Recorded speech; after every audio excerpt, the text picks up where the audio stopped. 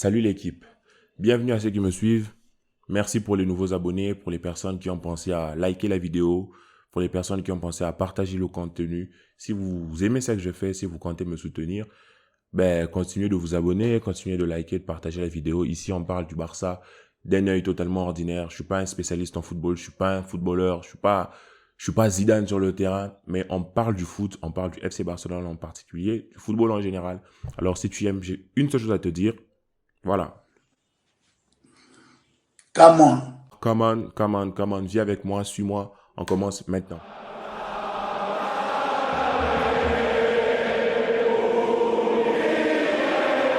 Mikel Arteta y Mikel Catalunya.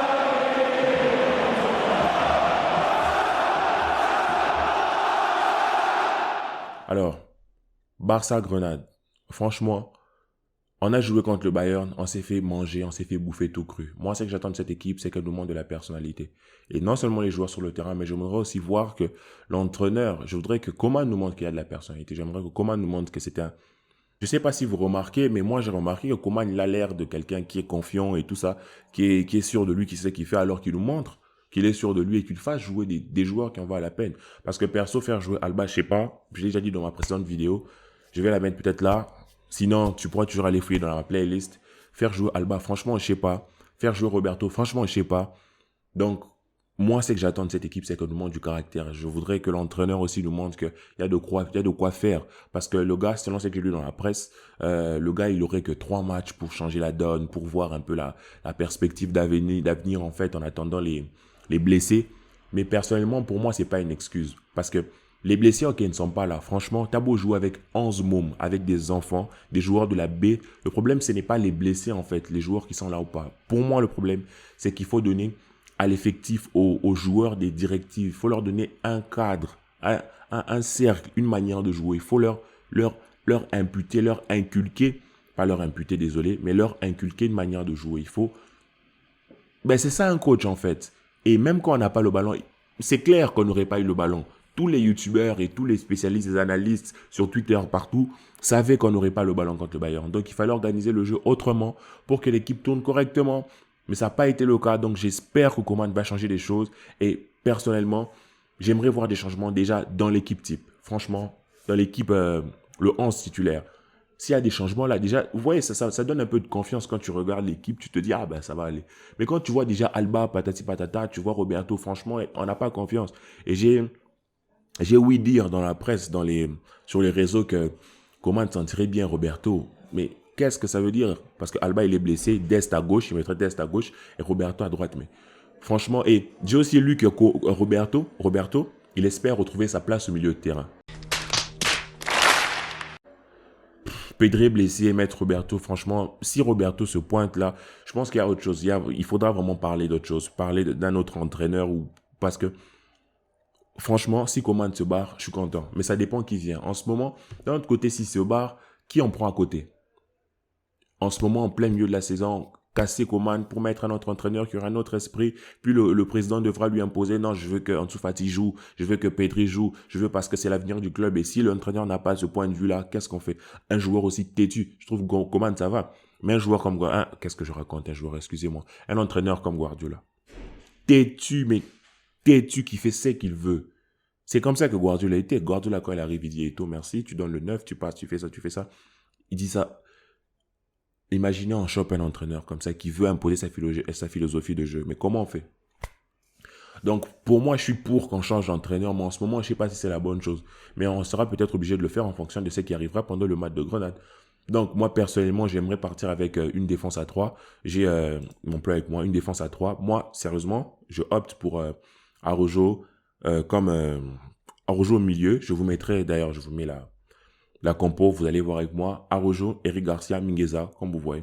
Pourquoi? Parce que je trouve que les deux, ça va. Araujo, s'il est bien au milieu, là, ça va. C'est un défenseur solide, il est dur sur l'homme, il est très puissant. Et Mingueza, il peut, pendant que Dest sera en train de jouer un peu l'attaquant, là, il pourra venir rentrer dans les défenseurs, venir rentrer dans les attaquants, pardon, pour vraiment nous permettre de gagner en mobilité et surtout il pourra faire des pressings un peu, remonter le ballon, sortir le ballon un peu plus haut quand De Jong sera peut-être au-dessus, vous verrez par la suite.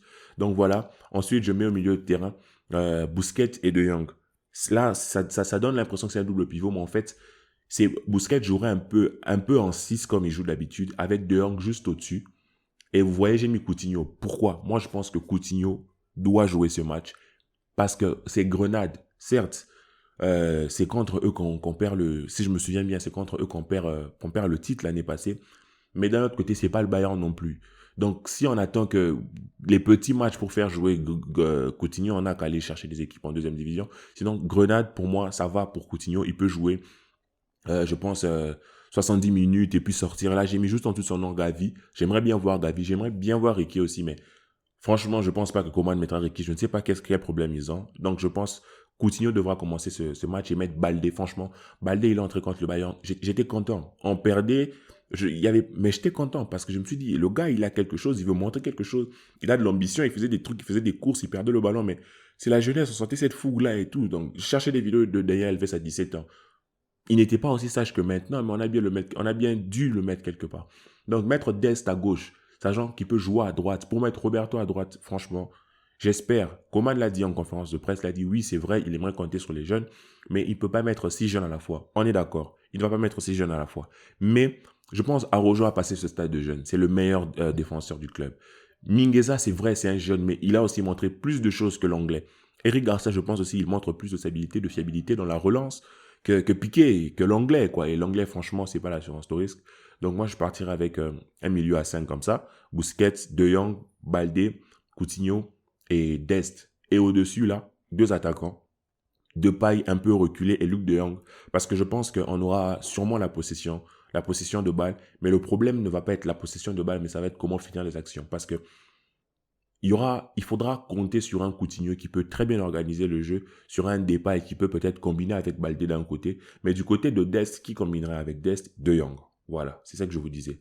De Jong pourrait combiner avec Dest, faire des mouvements, pour essayer d'apporter un maximum de ballons dans le cœur même du sujet, en fait, emmener un maximum de ballons face du gardien, et ça nous permettrait de directement pouvoir attaquer, parce que De Jong, il est grand, je pense qu'il fait 1m94, pardon, et ça nous permettrait de gagner quelques ballons, de peut-être marquer, il pourrait peut-être marquer son premier but. Et Depay, voilà, maintenant on sait ce que Depay vaut, hein, on sait ce qu'il fait. Mais ça c'est ma compo, mais je sais que au cas où Dest devrait jouer comme latéral gauche, voilà, c'est que moi je ferais plutôt, je vous mets ça, Araujo, l'anglais, franchement je préfère l'anglais à Piqué. Mais je pense que s'il fait ça, Piqué jouera. Mais si c'était moi, je mettrais l'anglais à gauche, Araujo et Eric Garcia. Et tout change à partir de l'absence de Baldé, en fait. Si on enlève Baldé, tout change et je mets Dest comme piston gauche, Mingueza comme piston droit, s'il vous plaît, pas de Roberto, s'il vous plaît, s'il vous plaît. Jusqu'à quand, Seigneur? Jusqu'à quand, Seigneur? Voilà, et ça serait un peu comme ça. En tout cas, au-delà de la compo, moi j'espère que le Barça ne va pas garder le ballon trop en arrière ni trop au milieu. Il faudra être un peu entre le milieu et l'attaque vers cette zone-là. C'est vers cette zone-là en fait qu'on aura le plus de chances de créer quelque chose, parce que si on descend trop bas, Luc de Jong, il sert à rien. Et si on est trop haut, ben on va se mettre là à tourner sur leur défense là, de droite à gauche, de droite à gauche, de droite à gauche, de droite à gauche.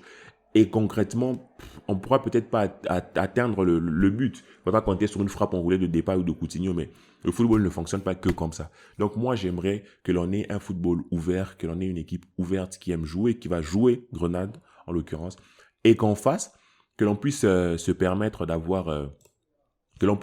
jouer un peu plus comme je vous ai dit, entre le milieu et l'attaque. Dans cette zone-là, on pourra vraiment combiner, faire des petites courses et arriver directement. Mais si on cherche dans le cas où on doit vraiment oppresser leur défense, on doit vraiment aller faire carrément un camp de ravitaillement là, dans leur défense. En ce moment-là, ce qu'il faudrait faire, selon moi, c'est jouer sur les centres pour De Jong et essayer de combiner, parce que s'ils défendent à 10, ça va être mort. Et s'ils doivent nous prendre dans notre dos, ben je ne compte pas sur Busquets pour faire le repli en fait. C'est pour ça que j'ai mis Baldé et Dest, parce que Baldé il va très vite, Dest aussi, De Jong il va courir et Coutinho va faire les efforts aussi. Mais il ne faudrait pas que le jeu soit coupé en deux, il ne faudrait pas que l'équipe soit coupée en deux comme contre le Bayern. Donc c'était mon point de vue. Si tu es d'accord avec moi, ben lâche un pouce bleu, commente, dis-moi ce que tu en penses. Franchement, je commence. Dis-moi ce que tu en penses des lumières, du setup, patati patata. Et Tu peux me suivre sur le réseau. Il y a mon lien pour me suivre sur Twitter. On parle du foot, on parle du FC Barcelone. On parlerait peut-être de Messi, on ne sait pas. Sinon, je vais peut-être faire une vidéo. Je vais peut-être enchaîner pour parler de Messi au PSG. Sinon, je parlerai du mercato du Barça. Pour 2022, les rumeurs, on va faire le tour un peu de tout ce qui se raconte dans les médias, dans les journaux et tout ça. Et on se dit à bientôt. Barça analyse. Visca Barça.